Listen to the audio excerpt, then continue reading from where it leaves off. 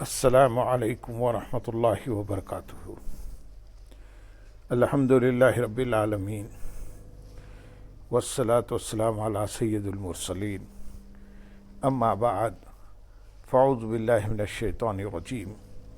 بسم اللہ الرحمن الرحیم۔ برادران عزیز و معزز خواتین، آج کی اس نشست میں سورۃ التوبہ کی آیت نمبر 32، 33 اور 34 کا ترجمہ و تفسیر پیش کرنے کی سعادت حاصل کی جائے گی۔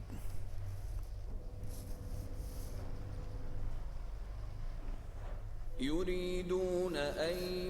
يطفئوا نور الله بأفواههم ويأبى الله إلا أن يتم نوره ولو كره الكافرون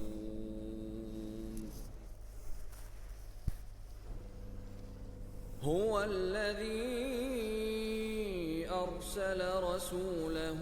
بالهدى ودين الحق ليظهره على الدين كله ولو كره المشركون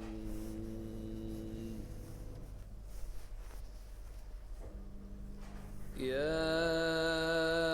أيها الذين آمنوا إن كثيرا من الأحبار والرهبان ليأكلون أموال الناس بالباطل ويصدون عن سبيل الله والذين يكنزون الذهب والفضة ولا ينفقونها في سبيل الله فبشرهم بعذاب أليم۔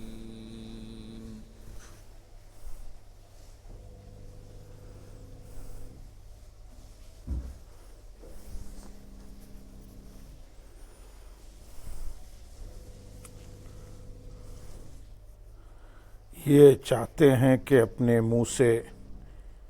اللہ کا نور بجھا دیں،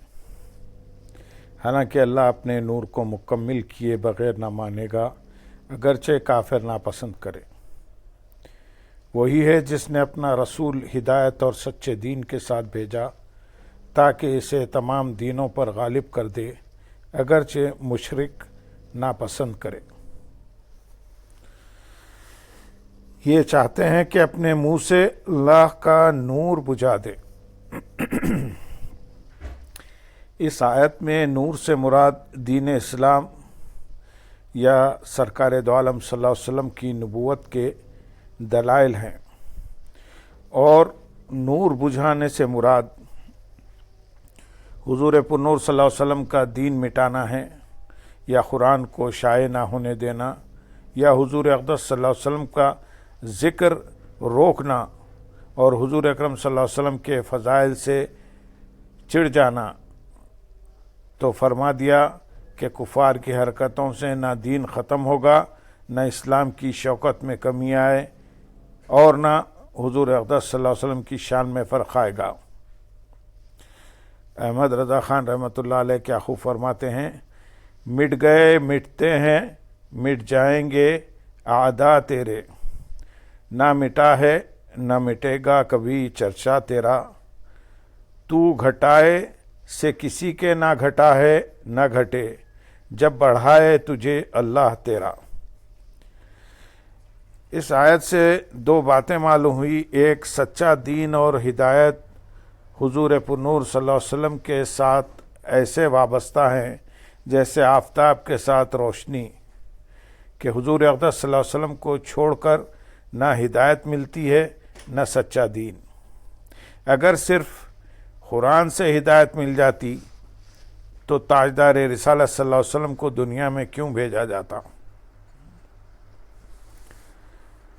حضور اکرم صلی اللہ علیہ وسلم کبھی ہدایت اور سچے دین سے الگ نہ ہوئے، کیونکہ یہ دونوں حضور سید المرسلین صلی اللہ علیہ وسلم کے ساتھ بھیجے گئے ہیں،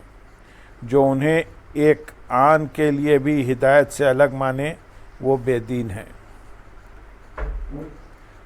تاکہ اسے تمام دینوں پر غالب کر دے۔ قرآن پاک میں یہ مضمون اس آیت کے علاوہ سورہ فتح کی آیت نمبر 28 اور سورہ صف کی آیت نمبر 9 میں بھی بیان ہوا ہے۔ آیت میں غلبے سے دلائل اور قوت دونوں اعتبار سے غلبہ مراد ہے۔ دلائل کے اعتبار سے تو یوں کہ دین اسلام نے اپنی حقانیت پر جو دلائل پیش کیے ہیں اس سے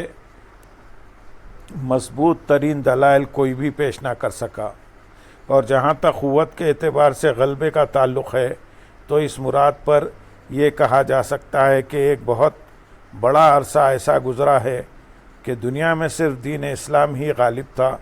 اور اب آئندہ اس کا کامل ظہور اس وقت ہوگا جب حضرت امام مہدی رضی اللہ تعالیٰ عنہ دنیا میں تشریف لائیں گے۔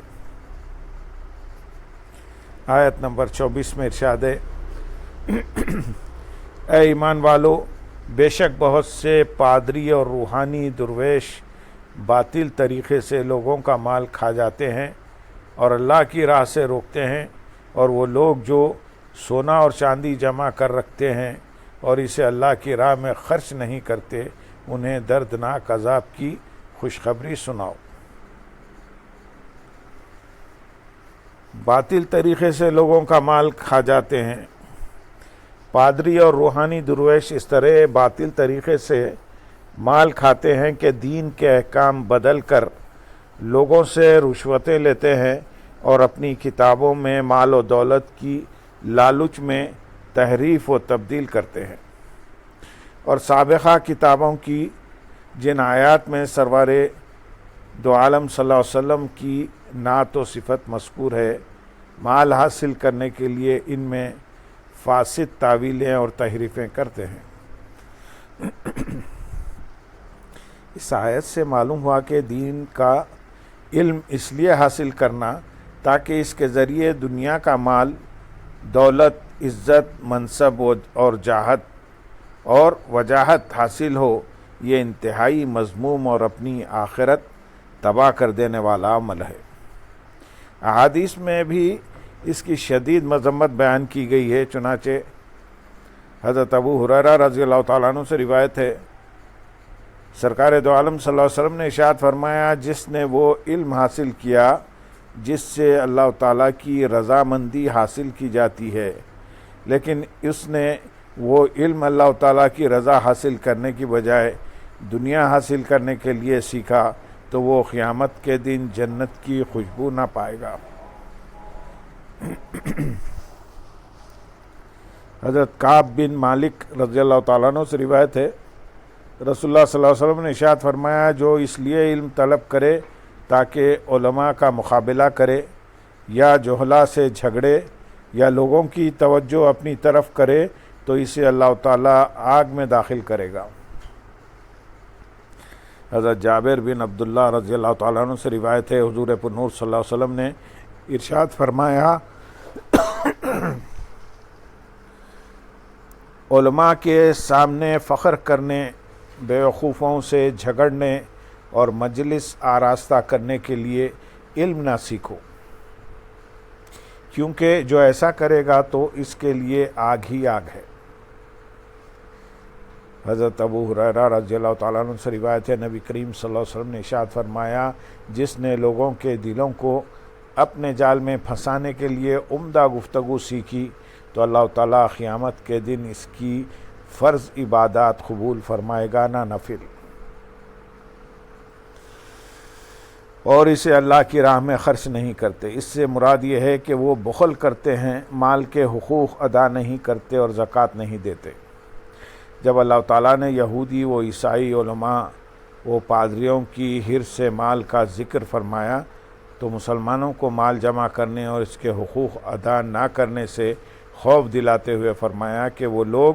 جو سونا اور چاندی جمع کر رکھتے ہیں اور اسے اللہ تعالیٰ کی راہ میں خرچ نہیں کرتے، انہیں دردناک عذاب کی خوشخبری سناؤ۔ حضرت عبداللہ بن عمر رضی اللہ تعالیٰ عنہ سے مروی ہے کہ جس مال کی زکوٰۃ دی گئی وہ کنز نہیں، یعنی وہ اس آیت کی وعید میں داخل نہیں۔ خواہ دفینہ زمین میں دفن شدہ خزانہ ہی ہو اور جس کی زکوٰۃ نہ دی گئی وہ کنز ہے، جس کا ذکر قرآن میں ہوا کہ اس کے مالک کو اس سے داغ دیا جائے گا۔ حضرت ثوبان رضی اللہ تعالیٰ عنہ سے روایت ہے، فرماتے ہیں کہ جب یہ آیت نازل ہوئی تو رسول کریم صلی اللہ علیہ وسلم سے صحابہ اکرام رضی اللہ تعالیٰ عنہ نے عرض کی کہ سونے چاندی کا تو یہ حال معلوم ہوا، پھر کون سا مال بہتر ہے جس کو جمع کیا جائے؟ آپ صلی اللہ علیہ وسلم نے ارشاد فرمایا، ذکر کرنے والی زبان اور شکر کرنے والا دل اور نیک بیوی جو ایماندار کی اس کے ایمان پر مدد کرے، یعنی پرہیزگار ہو کہ اس کی صحبت سے طاعت و عبادت کا شوق بڑھے۔ یاد رہے کہ مال کا جمع کرنا مباح ہے، مذموم نہیں، جبکہ اس کے حقوق ادا کیے جائیں۔ حضرت عبد الرحمن بن عوف اور حضرت طلحہ رضی اللہ تعالیٰ عنہ وغیرہ اصحاب مالدار تھے۔ اسی مناسبت سے صحابہ اکرام رضی اللہ تعالیٰ عنہ کی مالداری کے چند واقعات یہاں بیان کیے جائیں گے۔ حضرت عثمان غنی رضی اللہ تعالیٰ عنہ کی مالداری تو ویسے ہی بہت مشہور ہے، ان کے علاوہ چند مالدار صحابہ اکرام رضی اللہ تعالیٰ عنہ یہ ہیں۔ نمبر 1، حضرت عبد الرحمن بن عوف رضی اللہ تعالیٰ عنہ، تاجدار رسالت صلی اللہ علیہ وسلم کی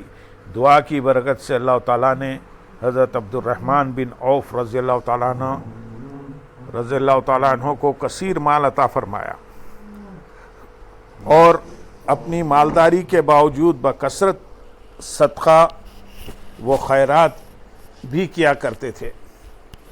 نبی اکرم صلی اللہ علیہ وسلم کے مقدس زمانے میں آپ نے اپنے مال میں سے پہلے 4000 درہم صدقہ کیے، پھر 40,000 درہم اللہ تعالیٰ کی راہ میں خیرات کیے، اس کے بعد 40,000 دینار صدقہ کیے، پھر 500 گھوڑے اور اس کے بعد 500 اونٹ اللہ کی راہ میں صدقہ کیے۔ ایک مرتبہ مدینہ منورہ میں حضرت عبد الرحمن بن عوف رضی اللہ تعالیٰ عنہ کا تجارتی قافلہ آیا۔ اس قافلے میں گندم، آٹے اور کھانے سے لدے ہوئے 700 اونٹ تھے۔ حضرت عائشہ صدیقہ رضی اللہ تعالیٰ عنہ نے شور سنا تو اس بارے دریافت فرمایا تو انہیں بتایا گیا کہ حضرت عبد الرحمن بن عوف رضی اللہ تعالیٰ عنہ کا تجارتی قافلہ واپس آیا ہے، جس میں گندم، آٹے اور تام سے لدے ہوئے 700 اونٹ ہیں۔ حضرت عائشہ صدیقہ رضی اللہ تعالیٰ عنہ نے فرمایا، میں نے نبی اکرم صلی اللہ علیہ وسلم کو ارشاد فرماتے ہوئے سنا ہے کہ عبد الرحمن بن عوف رضی اللہ تعالیٰ عنہ جنت میں گھسیٹتے ہوئے داخل ہوں گے۔ جب یہ بات حضرت عبد الرحمن بن عوف رضی اللہ تعالیٰ عنہ کو معلوم ہوئی، آپ نے کہا، اے میری ماں، میں آپ کو گواہ بناتا ہوں کہ میں نے یہ تمام اونٹ اپنے ساز و سامان کے ساتھ اللہ تعالیٰ کی راہ میں صدقہ کر دیے۔ جب حضرت عبد الرحمن بن عوف رضی اللہ تعالیٰ عنہ کا انتقال ہوا تو آپ کے ترکے میں حاصل ہونے والے سونے کو کلہاڑیوں سے کاٹا گیا، یہاں تک کہ لوگوں کے ہاتھوں میں آبلے پڑ گئے۔ اس کے علاوہ آپ رضی اللہ تعالیٰ عنہ کے ترکے میں 1000 اونٹ، 3000 بکریاں اور 100 گھوڑے شامل تھے جو بقی کی چراگاہ میں چرتے تھے۔ نمبر 2، حضرت طلحہ بن عبید اللہ رضی اللہ تعالیٰ عنہ۔ حضرت طلحہ بن عبید اللہ رضی اللہ تعالیٰ عنہ کی عراقی زمینوں سے ہونے والی آمدنی 4 سے 5 لاکھ درہم تک تھی، اور سرات کی زمینوں سے ہونے والی آمدنی 10,000 دینار کے لگ بھگ تھی۔ یوں ہی اعراض سے بھی آمدنی ہوتی تھی۔ آپ رضی اللہ تعالیٰ عنہ بنو تمیم کے ہر ضرورت مند کی ضرورت کو پورا کرتے، ان کی مدد کرتے، ان کے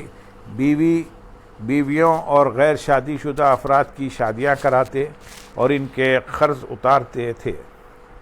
نیز ہر سال زمین کی پیداوار کی آمدنی سے 10,000 درہم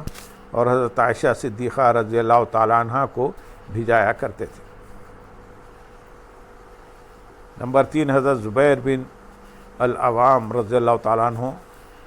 حضرت ہشام بن عروہ رضی اللہ تعالیٰ عنہما اپنے والد سے روایت کرتے ہیں کہ حضرت زبیر رضی اللہ تعالیٰ عنہ کے ترکے کی قیمت 5 کروڑ 10 لاکھ یا 5 کروڑ 20 لاکھ درہم تھی۔ مصر، اسکندریہ اور کوفے میں آپ کی رہائش گاہیں تھیں، بصرے میں آپ کی حویلیاں تھیں، مدینہ منورہ کی زمینوں سے آپ کے پاس غلے کی پیداوار سے آمدنی آتی تھی۔ حضرت زبیر رضی اللہ تعالیٰ عنہ نے 4 بیویاں چھوڑی، جن میں سے ہر ایک کو 11 لاکھ ملے۔ ان کے علاوہ حضرت عمرو بن العاص رضی اللہ تعالیٰ عنہ، حضرت عبداللہ بن مسعود، حضرت زید بن ثابت، حضرت سعد بن ابی وقاص اور حضرت انس بن مالک رضی اللہ تعالیٰ عنہما بھی مالدار صحابہ میں شمار ہوتے تھے۔ خیال رہے کہ مالدار صحابہ اکرام رضی اللہ تعالیٰ عنہم در حقیقت مالدار کی تربیت کے لیے مشعل راہ تھے۔ وہ اپنا مال شرعی مصارف میں خرچ کرتے تھے اور اسی لیے مال جمع رکھتے تھے۔ ان کے اموال اظہار فخر کے لیے نہ تھے اور نہ ہی دنیا فانی کے مال کی محبت میں اسے جمع کرتے تھے۔ اللہ تعالیٰ مالدار مسلمانوں کو صحابہ کرام رضی اللہ تعالیٰ عنہ کی سیرت پر عمل پیرا ہونے کی توفیق عطا فرمائے۔ اللہم صلی علی سیدنا محمد وعلی آلہ سیدنا محمد وبارک وسلم، وآخر دعوانا ان الحمد للہ رب العالمین۔